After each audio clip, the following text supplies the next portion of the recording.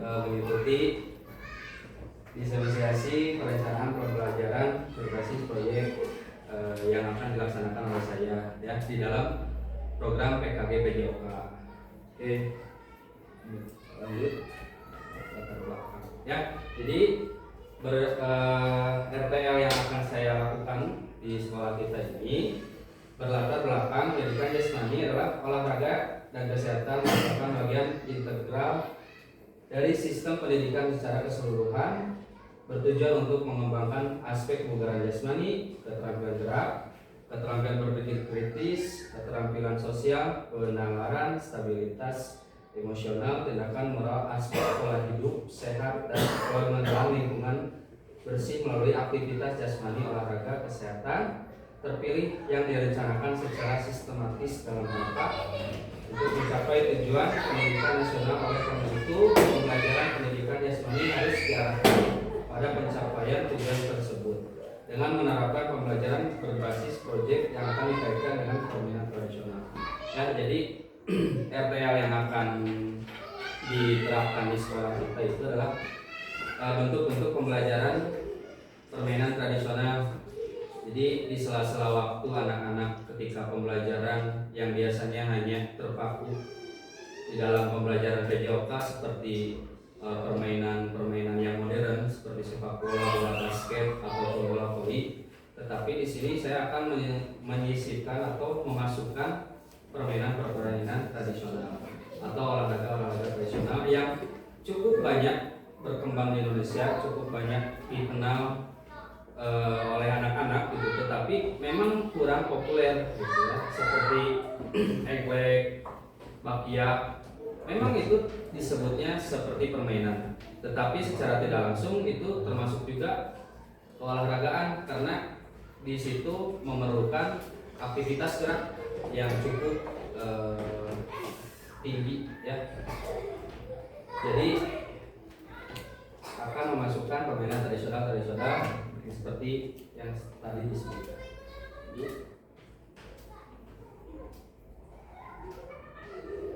Tujuan program. Yang pertama, peserta didik dapat meningkatkan keterampilan dasar gerak motorik, konsep, pengetahuan, prinsip, strategi, dan taktik untuk berpartisipasi dalam permainan olahraga untuk mempertahankan kebugaran jasmani. 2. Peserta didik dapat mencerminkan nilai-nilai sosial, budaya, spiritual masyarakat Indonesia. Yang ketiga, peserta didik dapat menerapkan pentingnya kerjasama dan mencapai tujuan bersama, menghormati aturan main dan menghadapi tantangan dengan semangat juang yang tinggi. Ya, tujuan programnya di sini saya memasukkan ada 3 ya, seperti yang dibacakan tadi gitu.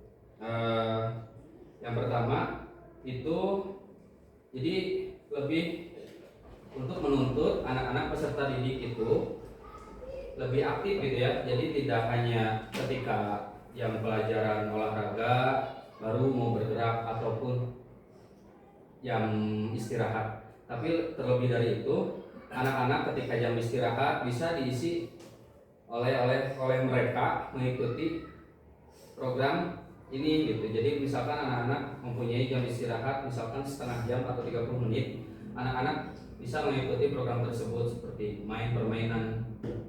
Jadi dimanfaatkan tetap bergerak anak-anak ketika jam istirahat, ketika setelah selesai makan atau selesai jajan. Jadi anak-anak tidak hanya duduk bermain handphone, ngobrol, bermain yang hanya duduk gitu ya, bermain gambar, kan itu tidak memerlukan banyak aktivitas gerak. Jadi di sini saya memasukkan program ini untuk dimainkan atau dilakukan pada saat jam istirahat juga bisa dilakukan permainan-permainan tersebut. Lalu peserta didik dapat mencerminkan nilai-nilai sosial, budaya, dan spiritual masyarakat Indonesia.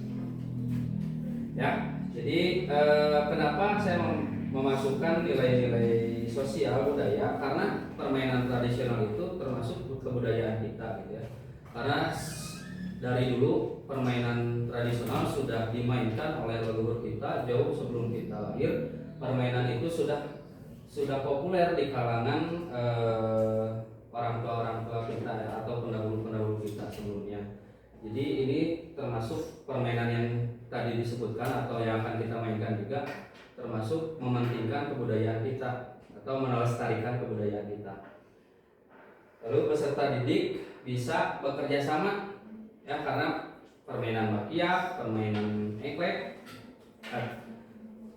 tentunya kita harus mementingkan atau anak-anak harus juga mementingkan nilai kerjasamanya. Jadi tidak bisa gitu bermain bakyak hanya satu orang gitu, yang biasanya dimainkan sampai 3, 4 atau sampai 5 orang permainan bakyak di dalam timnya sendiri. Misalkan anak-anak tidak kompak, yang sebelah yang paling depan memainkannya kanan, yang paling belakang memainkannya kiri gitu.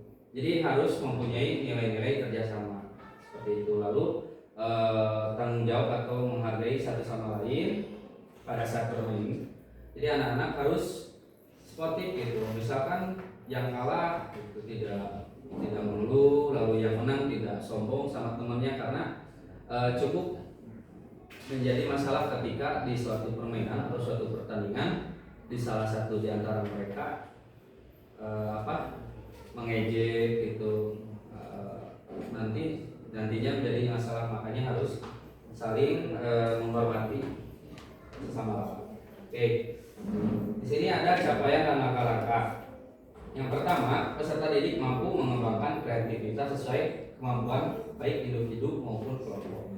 Yang kedua, bersama KBS dan peserta didik dapat merencanakan, melaksanakan, serta mengevaluasi kegiatan pembelajaran berbasis proyek melalui permainan tradisional, eklek, dan bakyak. Yang ketiga, peserta didik mampu meningkatkan nilai-nilai yang terkandung dalam profil pelajar Pancasila. Lalu yang ke-1 juga ada langkah-langkahnya, yaitu 1. Merancang atau merencanakan RTL dan mensosialisasikan program RTL dalam bentuk komunitas belajar sekolah untuk mendapatkan masukan dan umpan balik. Yang kedua, memperkenalkan topik atau proyek kepada peserta didik. Yang ketiga, melaksanakan rancangan tindak lanjut bersama peserta didik. Yang keempat, melakukan refleksi dan evaluasi kegiatan. Next. Struktur program. Mitra dalam komunitas belajar ini, yang pertama tentunya guru PJK sebagai fasilitator utama yang membimbing peserta didik dalam permainan dan refleksi. Yang kedua, guru kelas membantu mendampingi peserta didik. Nah, dalam mitra ini atau kerjasama komunitas belajar ini, saya mengharapkan selain saya sebagai guru PJK sebagai fasilitator yang membimbing peserta didik untuk mengikuti program yang sudah direncanakan, saya juga mengharapkan ibu-ibu wali kelas atau bapak-bapak wali kelas bisa bekerjasama dengan saya untuk sama-sama mengembangkan program ini bersama-sama. Jadi saya sangat membutuhkan bantuannya pada saat program ini akan dimulai.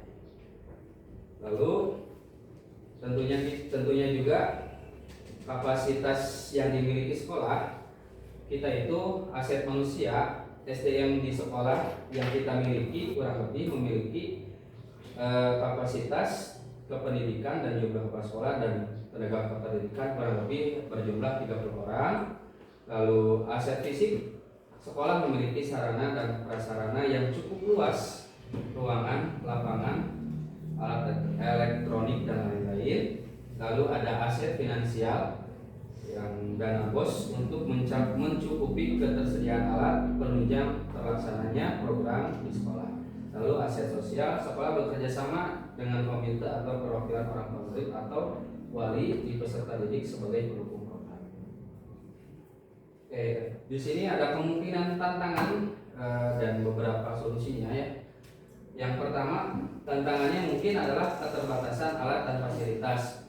Memang kita di sekolah atau saya pribadi mempunyai bakyak yang sudah dibuat oleh peserta didik yang sebelumnya membuat itu. Kurang lebih ada 4 buah bakyak yang sudah ada. Tetapi karena bakyaknya sudah digunakan beberapa kali dan sudah mungkin ada kurang lebih 2 tahun.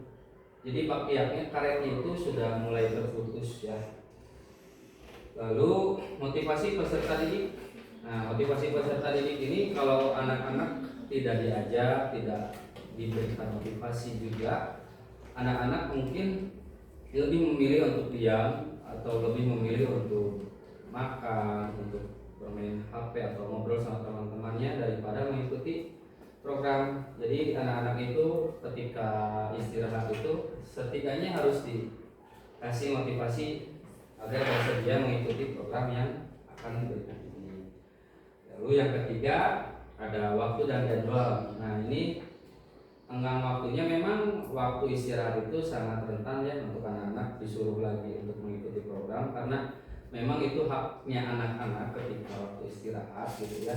Memang waktunya dia untuk mungkin diam, mungkin makan atau ngobrol dan segala macamnya gitu ya. Tetapi memang digarisbawahi daripada anak-anak hanya berdiam diri saja gitu.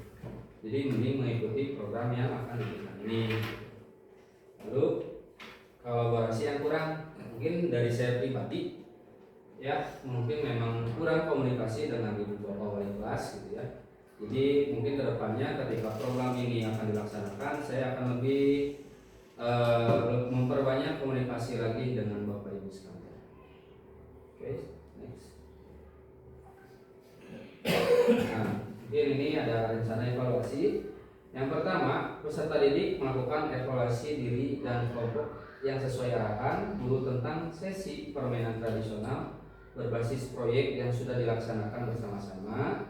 Lalu yang kedua, guru mengajak peserta didik untuk melakukan refleksi tentang pembelajaran berbasis proyek yang telah dipelajari dan dapat meningkatkan keterampilan di pertemuan selanjutnya. Terima kasih ibu-ibu, bapak-bapak. Mungkin penjelasan saya terkesan buru-buru karena sebentar lagi kita para bapak-bapak akan melaksanakan sholat Jumat, karena kebetulan hari ini hari Jumat gitu ya. Mungkin ada 1-2 pertanyaan atau tidak ada yang mau ditanyakan gitu, atau sudah jelas? Sudah jelas. Oke, alhamdulillah gitu ya, sudah jelas. Terima kasih ibu bapak atas perhatiannya. Mohon maaf waktunya tersita cukup banyak oleh saya. Saya aturkan terima kasih. Mungkin kedepannya saya meminta kerjasama dari ibu bapak sekalian untuk mengembangkan proyek yang saya kembangkan ini. Assalamualaikum warahmatullahi wabarakatuh.